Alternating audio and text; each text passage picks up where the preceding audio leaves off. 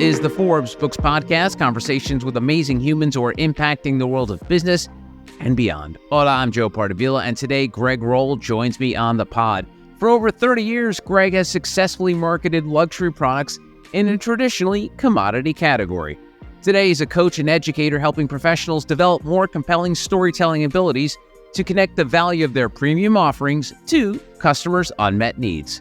As an expert in fighting commoditization, Greg is the co-author of the Corporateneur Plan, along with his dad, Ken and Pamela Danziger, which provides an actionable roadmap for aspiring entrepreneurs drawn from his father's journey of building a successful luxury home business. Greg, welcome to the podcast. Thank you, Joe. Great to be here. Appreciate the opportunity. Oh, absolutely. And so I want to start the conversation by talking about fathers, because I know your father had a big impact on you, big impact on me. And so my father was a very soft-spoken immigrant from Spain, a machinist, and he never really taught me lessons, but it was almost like he led by example. So he taught me that if you get up, crack ass at dawn in the morning, you work a 12-hour day, you come home and pass out and barely have time to eat, and you can provide for a family, that's a win. And so I carried that work ethic my entire life. I always said I've never really had a real job, but I've sort of brought a blue-collar mentality to a white-collar world. So I'm curious about your dad, because I know your dad obviously co-wrote the book with you and everything, but tell me about like those early days and what he taught you and helped form you as a man you are today. I think it's a love of learning, certainly responsibility. You know, he was always a very ambitious, person. By the time I was born, he was well on his way in his kind of corporate career, and he started really in the building trades. He grew up the son of a man. My grandfather, started as the son of a miller, actually someone make flour outside of Chicago in Elgin, Illinois, and went to Chicago, got a job as a secretary at a office for a steel manufacturing company, and ultimately retired as the VP of metallurgy for U.S. Steel. Dad grew up not only the son of someone who was ambitious and had a great career, but also, you mentioned this blue-collar mentality. When my dad was in high school, his summer jobs were working in the steel mills outside of Pittsburgh. So he was working with the tradespeople, the hardworking laborers, people who work in the mills, very dangerous work, very tough people. So he had the balance of sort of a white-collar home life, but a very blue-collar working life. And I think he bestowed on my brothers and I that balance of, hey, ambition, you have a certain expectation to use all the whatever gifts you've been given to the best of your ability, but also, you gotta show up. If you make a promise, you got to keep a promise. That kind of stuff. There was also an adventure. If you look at our book, on the cover, there's a picture of a person in a balloon, a hot air balloon, and that was something when I was 5 or 6 years old. My dad decided he wanted to learn how to be a hot air balloonist. We lived in a neighborhood not far from O'Hare Airport, so there were a number of pilots in the area for United and American, and a couple of his buddies, other fathers in the neighborhood who were pilots, wanted to get into ballooning for kind of educational purposes, understanding wind patterns in the area and that kind of thing. And Dad ended up tagging along for an orientation or a presentation from a balloon manufacturer. And I think this was 1973, 74. So there was a open bar at the event. I think it was like a Ramada Inn or something. Anyway, 3 months later, my dad got a call from our mother, who was wondering why there was this huge crate blocking her driveway, because she was getting ready to go in the E&P and she couldn't get out of the house. And he remembered vaguely that, I think I bought a balloon. Right. So I grew up, with a hot air balloon launching out of our backyard, and that kind of sort of adventure and kind of stretching your boundaries and meeting all kinds of different people. So certainly many, many lessons along the way. And ultimately, our dad started, his own company after living this corporate life for almost 30 years. He literally gave up the corner office for the spare bedroom and followed his entrepreneurial dream of starting his own company. He found a great product And that would be kind of innovation in our industry of the kitchen and bath world, faucets and fixtures and that kind of thing. And said, you know what, I think there's an opportunity in America for this. This is the early 1980s. So it was kind of right place, right time, right product, and therefore launched what became our family business. And I was very privileged to end up being able to spend the majority of my working career in an environment, a working environment, which was very demanding. A lot of hats, a lot of different, requirements, always a little bit kind of out there on the skinny branches, kind of performing just outside your capability level, but always learning. And I think my greatest appreciation is that our dad gave us the opportunity to have that experience and to really grow and learn. And so all those lessons, and certainly watching him not only mentor us, but so many people along the way, when it came time to kind of look back on our journey, as a family business, 35 years later, it was clear that there were some lessons learned, and we wanted to capture it. And that's kind of was the genesis for our book project. That's awesome. One of the things that I read up about is marketing to the affluent, and obviously your customer base is affluent. And one of the obvious on the nose things is you have a smaller pool of people to cater to, but higher margins because the prices of the item is exponentially higher than, like you said, the commoditized version. So tell me about how the company started to connect with that affluent community, because this is way before there was Instagram. I don't think there were photos of your dad on IG, posting selfies with the sink or anything like that back in the day. Well, when my father came across this product, and this happened to be the first pull-out kitchen faucet. So if you think of before that, early 80s, kitchen sink, faucet, handle, maybe two handles. If there's a sprayer, it's like on the side, it's probably plastic. And he came across a company out of Switzerland that had engineered a single lever faucet with the spout was actually the sprayer was built in, and you pull the sprayer. Now this design is ubiquitous now, very common, but then it was very unique. The styling of it was very different. Kind of, you could say a Euro style is a little more, it looked very different than the typical products that were being marketed in the US. And the price point, he originally took it, he was working for a manufacturer of stainless steel sinks that also had faucets that they were selling as kind of part of a package, but their faucets were maybe $50 to $75 retail. And they weren't very impressive products. And so my dad walks into his boss's office coming back from this trade show with this faucet. And I think he arranged a meeting with someone from the factory. The CEO company pulls his faucet. And first off, it's solid brass. So it weighs 8 pounds. And he's like, oh my God, and then, this is really weird, different.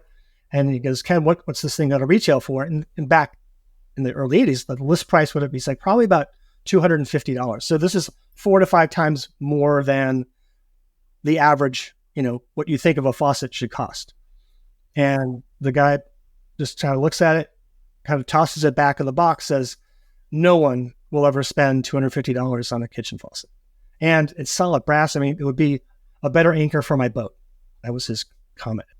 But my father, again, he knew the markets. He had been in sales and marketing for many years. He worked all over the country.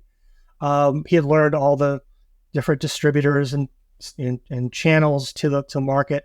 He worked with a lot of designers. He worked for a kitchen cabinetry company that was very higher end cabinetry line.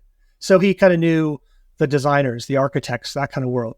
So he knew that there's a market for higher end products for the home.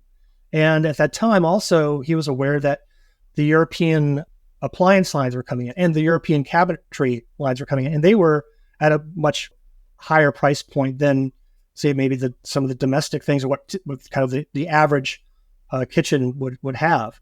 So he knew there was a luxury market, and he negotiated a deal with the company that he was with to kind of balance the time doing his job for them, but also his time to kind of bootstrap this new company that he wanted to start.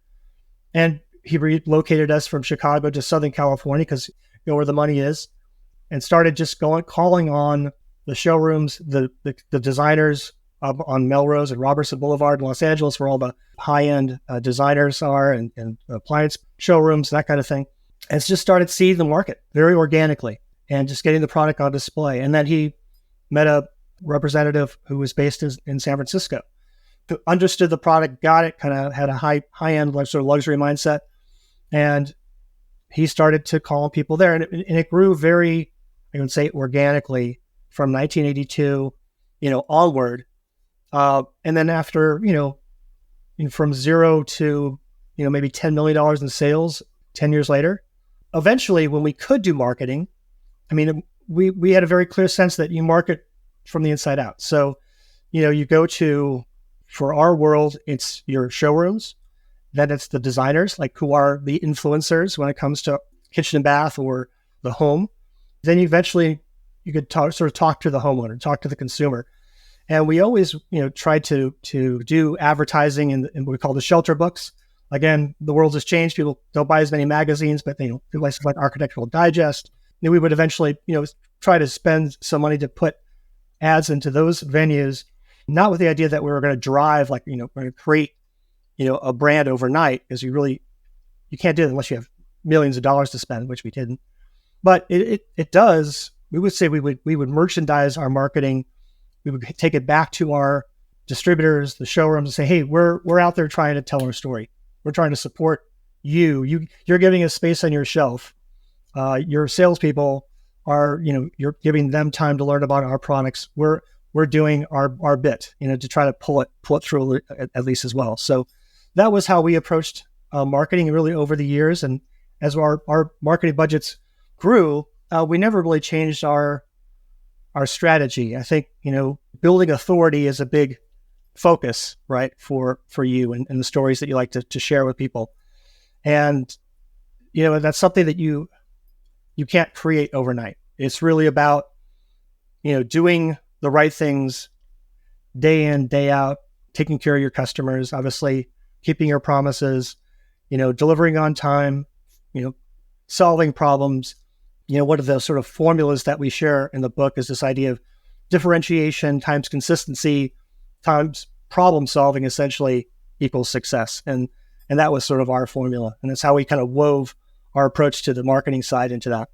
That's so cool. I'm wondering if you've had this conversation with your father, or just, when you guys just sitting around, what would have happened if his boss wasn't so dismissive about this $200 faucet? Because I wonder, it sounds like your dad was itching for something entrepreneurial, and he was he had sort of that entrepreneurial mindset. But have you guys ever discussed the thought of what if that guy said, hey, great idea, Roll, let's roll with that? That's a great question. And you know what? I don't recall us really ever talking about it. What had happened if that company said, yes, let's OEM, we'll start importing that, we'll market it alongside, which was my father's original concept, was hey, we should be sourcing this product and offering it alongside our sinks, which are really, really great quality. But some of the faucets that we're offering aren't the same, and people don't value that. And that would have been the ideal solution. It's interesting that years later, that company acquired other faucet companies and kind of got into that program. But it goes back to that life being a science and an art. It's sort of, sometimes you need to leave room for the magic. And that really, the way it worked out, could have been more perfect. It really was the opportunity for Dad to do his own thing. And he was extremely responsible as a father and, leader of our family. But at that point, my older brothers were through college, and that security, and he managed that transition pretty well, because he maintained an income from his old company for the first year or so while he was getting the faucet thing going. I was still in high school, but I was the last one. And so he was a little bit more open to taking that risk. I think we actually just recently did a article based on our book, and really from a concept of leadership, teaching or lessons learned in regards to leadership. And this idea of for all the characteristics that you kind of need to be an entrepreneur, tolerance for risk is a big one. And that really comes down to it. I mean, you can You can have all the skill sets, you can have the experience, but you got to be able to go out there on the skinny branch and take a chance, because statistically, 80% of most new businesses fail within the first 3 to 5 years. So it's a big risk to take. But again, that personality is going to, like, if it doesn't work out, they're going to find the next thing. And so a lot of these stories and people that we've talked to, and my father certainly mentored, are sort of that serial entrepreneur. This corporateneur model, which is the word that we use to identify the kind of person who starts in the kind of large organization or corporate route, which means kind of traditional, let's say you graduate college, you get a job, and you kind of work up that ladder. But at some point, that path doesn't, or loses its luster for whatever reason, or one's own true entrepreneurial desires overtake them, and you're like, okay, I've done this. I've learned everything I'm going to learn. I'm going to do my own thing. And that was my dad's path. That's awesome. Also, if I might get a little personal with you, I speak to a lot of folks that are in sort of quote unquote family businesses. And obviously we talked about your father's impact, the impact on the company and yourself, but let's talk about you. Someone maybe listening to this who's, a son or daughter in a company, and they want to make a name for themselves. They want to rocket past the old man or old woman who's been running the company. What's that journey been like for you? Because it sounds like, not psychoanalyzing, there's no resentment. Like, you respect your father, love your father, you're happy for what he did. But you can understand why some kids would have some resentment, like, oh, my dad never lets me do anything. So tell me about your personal journey and struggles that you've had to endure. Before I worked for our family business, I've worked for other family businesses. And I came away from those realizing that SOBs, son of bosses, either work twice as hard or half as hard, often. And oftentimes there's a lot of challenging dynamics, different personalities. Let's say the head of the company, let's say the father is maybe very big ego, a control freak, doesn't let, the family members, do their thing. There's, one sibling is, wanting to be the boss. It's almost, Shakespearean with some of these scenarios, right? Like Succession. Yeah. Right. Yeah, exactly. There you go. Our world, fortunately, was not like that. My brothers, I have 2 older brothers. They're 8 and 9 years older than I am. We're all, I'd say, pretty different individuals. However, we're a very close family unit, and we get along very well because I think we give each other the space to be, ourselves. And I think we all were raised to appreciate the different, let's say, gifts or abilities that we all have. And so, my brother Lou co-founded when my dad started the business. He had just graduated college. He really became the number 2, along with, I had a step sibling who was helping out, doing some office work. I mean, it was really a bootstrappy type situation. But he, started as just managing a warehouse, became eventually our CEO prior to our acquisition. My other brother, Mark, came on board, I think 3 years in after working in the hotel business. Both of them started kind of in sales after kind of doing the operational thing. And, it's sort of, again, you learn to wear the hat that's required at the time. By the time I joined, 10 years later, the early 1990s, the company was pretty well established, but the need for, again, just a solid person, I could come in and yeah, I mean, we were still, I think the first 10 years we grew that original product that was really the core of our business. In 1995, 96, they decided to stop doing business with us. So we lost about 80% of our sales revenue essentially overnight. And we worked out a deal with them, and we got a little, my father, who was the sole proprietor at the time, had probably enough savings at that point. He could have retired because his business was essentially kind of decimated. And he's 63 at that point. He could have easily quit, and my brother, again, my brothers and I talking about the family dynamic. We were like, Dad, do what you want to do. We'll be fine. We'll figure it out. And he said, no, I don't like somebody else dictating my fate. We're going to keep going. We have some products that are still great, and we can have sales. We'll have to adjust. And again, family business is like, you take the pay cut, you work the extra hours, you come in on the weekends, you do what's required.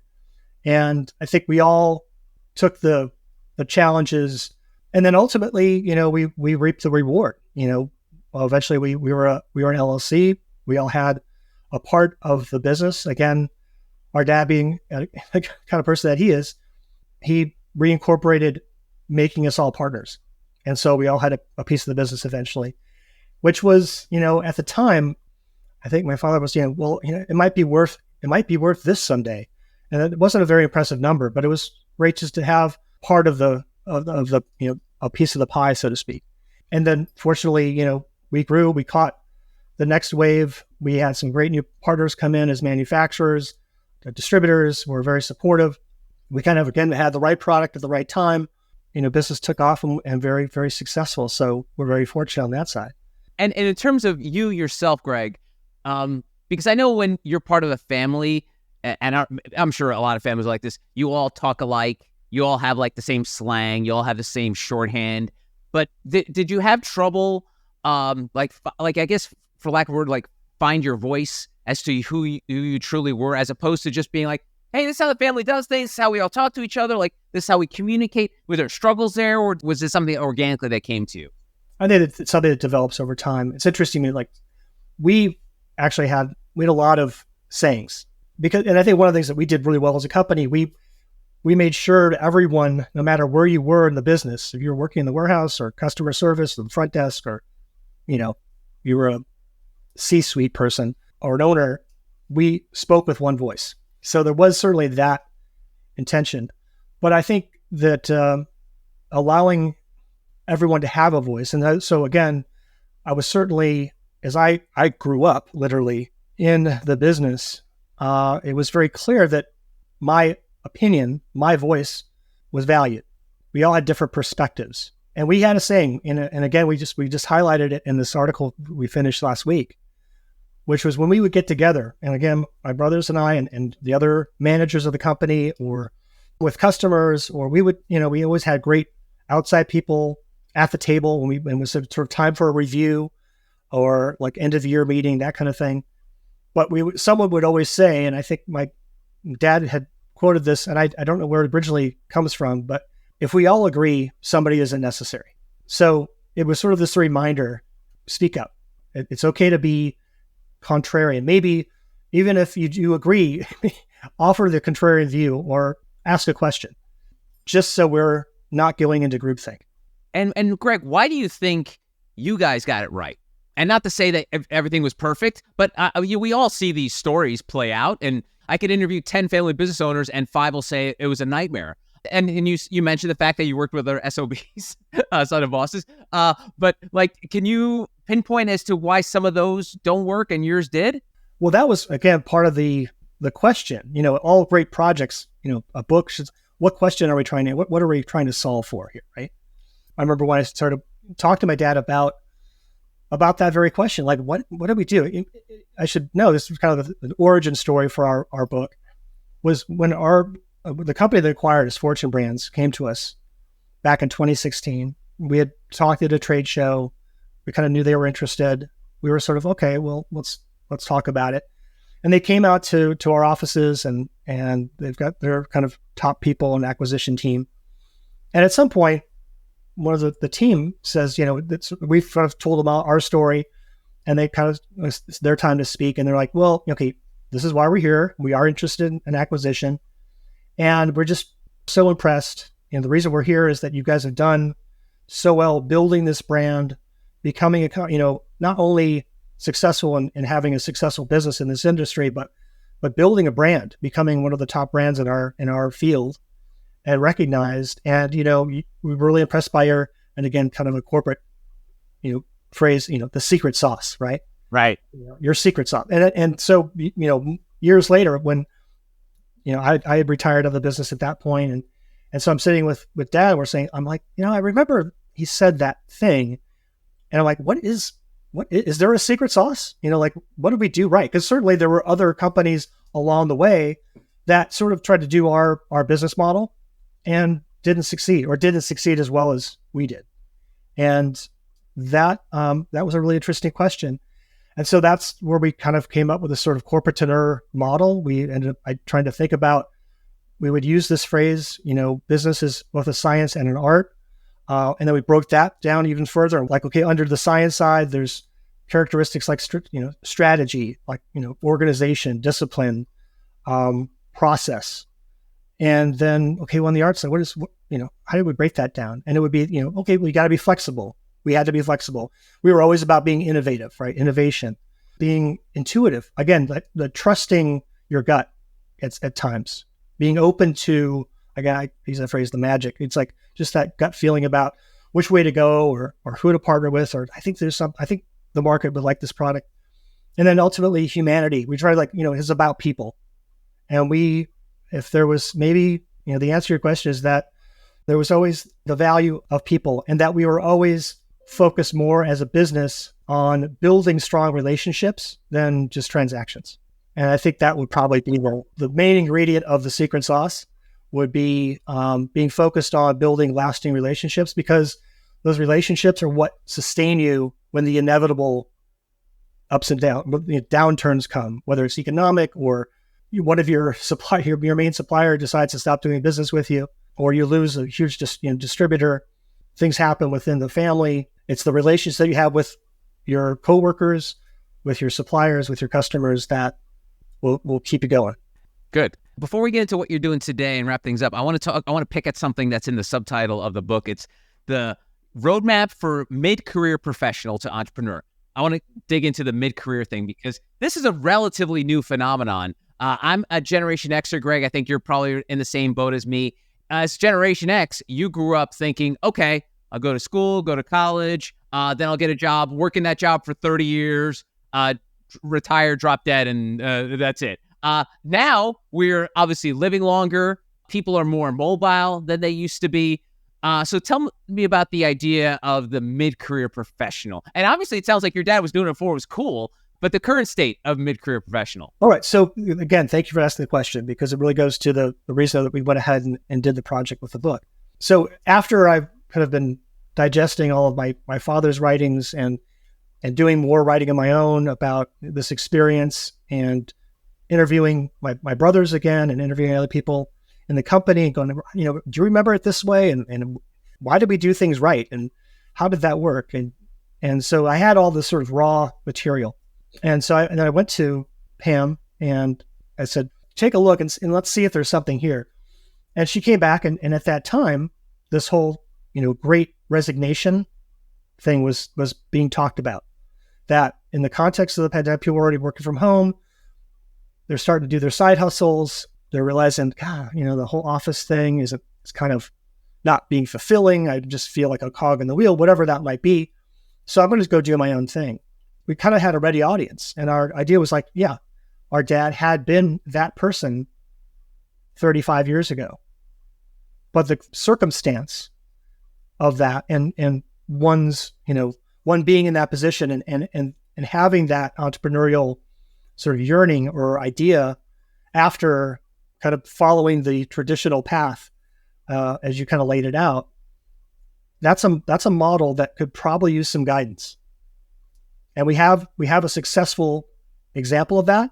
And let's try to answer that. Let's, if you could build a toolkit to make that leap with, what would it be? And so the book became this, pulling together of our experiences. Certainly, my dad's story, kind of establishing, okay, here's an example of a person. This was their story. But then how did we do what we did in our company? What were the tools that we used some are very classic if you study business, SWOT analysis and Eisenhower grids and business plans and those kinds of things, mission statements. Boring. Yeah, right. And then we got into this idea of what is the art and science. And we created this, we call the Corporateneur matrix, which is a ring looks like, the two, like two bands woven together. And one was sort of the science band. The other was sort of the artistic band. And they weave together in a constantly cycled circle, and they're always influencing each other. And so that was kind of what developed from that initial, understanding of that. Yeah, there's a lot of people who are feeling this urge to become entrepreneurs after being kind of in a more structured corporate environment, and what guidance can we give them to help them on their way. And speaking of which, you have a consultancy firm called the the role model. Tell me about why that was the next step of your career. Well, so after, we were acquired in 2016, and I had the good fortune of sticking around, that transitional period for about 3 years. And it was really, really interesting because they were acquiring other companies and kind of putting together what ultimately under the sort of House of Rohl umbrella, and working with those other teams and working with some very experienced, very high level marketing executives and outside advisors. It was really interesting to kind of how that all kind of came together. But I eventually stepped out in late 2019, and pretty early, I knew that it would be an interesting transition. Sort of like you step outside yourself, like, well, this will be interesting. Like, how are you going to handle this, right? You've been this person for the majority of your adult life. You've been associated with this company. You have this sort of identity because it's a family business. You've given sort of everything to it, and now that's no longer you. And I said, well, probably be a good thing to set up some sort of professional persona. And so and obviously with a name like Rohl, the puns are, plenty part of the course. So we just decided to use that to our advantage, and it sounded pretty good, role model. And really the focus was this, I kind of came up with this phrase that we wanted to be not a consultancy, but it was all about learning and guidance. And those are the things that really I enjoyed the most as time went on, and being eventually kind of spending most of my time in marketing and then sales. You're in a position to do a lot of training. And we always try to do, and then communicating and storytelling. And I really enjoyed that part of it. And I got over the years to be a big part of kind of creating our language. What was our message to the market? How do we differentiate ourselves? And so I thought that would be something I would like to do for others. And it was also an opportunity within our industry. There's a lot of training that goes on, but it's mostly product training. And that could be kind of dry because the human mind, we're not built, we don't remember data. We're built for stories. And I wanted to create some educational content that spoke more to that, kind of thinking differently about how to approach sales. A lot of people, again, we're selling we were a luxury product in a commodity world. A lot of people in a sales position in that environment, they're not just, my wife was in the car business for many years, and she got to understand our industry. Said it's crazy. Like, in the car business, if you're a Mercedes customer, you walk into a Mercedes showroom. It's just Mercedes. There's like different levels, but it's all the same brand.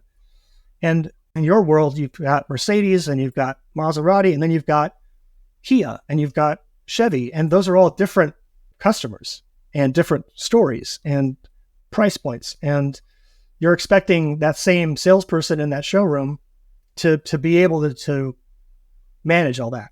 So if there's a lot of empathy for those folks. So we tried to create sort of educational content that guides them particularly towards selling that more luxury product and understanding that higher end kind of high net worth consumer, because again, their priorities, their values are going to be a little bit different, and they may not have that background. Sometimes people end up in our industry and they maybe worked at a Neiman Marcus. They've sold fashion or whatever, but most people haven't. So we've had a good time developing that content. And then obviously with the book, we've created a curriculum that now we really have a sort of a teaching manual, and it's fun, the opportunities that have come along to advise, to help some of our former manufacturing partners. We were always meeting new people looking to enter the marketplace, providing guidance to them. I work with our National Kitchen and Bath Association, sort of part of their global outreach program. So a lot of fun, opportunities to try to share whatever lessons that we have learned that I've had the opportunity to collect. That's cool. And I know this sometimes feels more like a therapy session than a podcast, but you mentioned identity. And I know for a lot of folks that have businesses, and even people who don't, even people with their job, like their identity is their job. Their name is from blank. I struggled with that when I left radio. I was Joe Partivilo from WPLJ. What was that like for you? What was that transition like? It sounded like there was some time for you to absorb it, but once it happens, it's sort of like cold turkey. It's like, boom, it's out. It's done. Did you struggle with that? I would say, again, struggle, but it was definitely, I was aware of it, and it was a process. If you get into sales and marketing and understanding how our minds work, customers think. So you end up being kind of a study of neuroscience, right? And you understand like neural pathways. It's sort of like the worn paths through a forest. And you realize that, you've been utilizing this operating system for a certain amount of time, in a certain amount of context. You have sort of these ways of things that your brain is always thinking about day in, day out as you go through life and different things happen. But, that you've kind of got that work identity that's kind of your neural network.